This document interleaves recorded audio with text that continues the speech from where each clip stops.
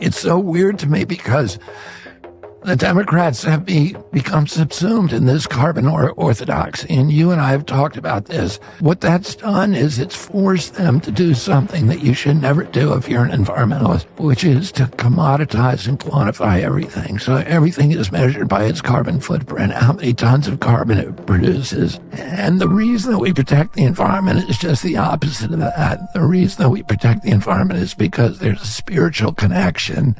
There's there's a love that we have. It's not about quantifying stuff. That's what the devil does. He quantifies everything, right? And that is, what he wants us doing. Put a number on it. And the reason we're preserving these things is because we love our children.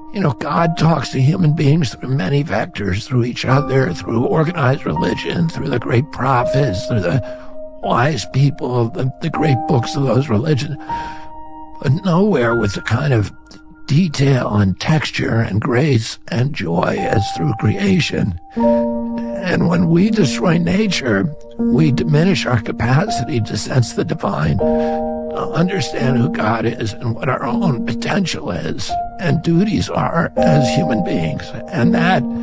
I hope what you just said, by the way, is chopped up and put all over every social media platform in the world. When we destroy nature, we degrade our own ability to experience the divine. It connects us to those 10,000 generations of human beings that were here before there were laptops. The central revelation of every one of those religions always occurred in the wilderness. Muhammad who was a city boy from Mecca, had to go to the wilderness of Mount Hera. Buddha had to go into the wilderness, and wander for years and then sit under the Bodhigaya tree to get his first revelation of nirvana. Christ had to spend 40 days in the wilderness to discover his divinity for the first time.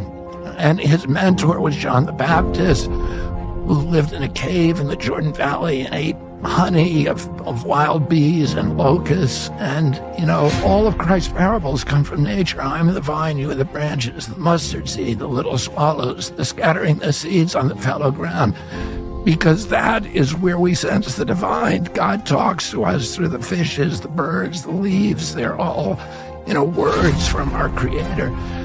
And that is why we preserve nature. Yes. It's not because of the quantity of carbon. And by the way, I feel what you said so deeply, I can hardly even express it. Thank you for saying that. The best thing that you can do for climate is to restore the soils.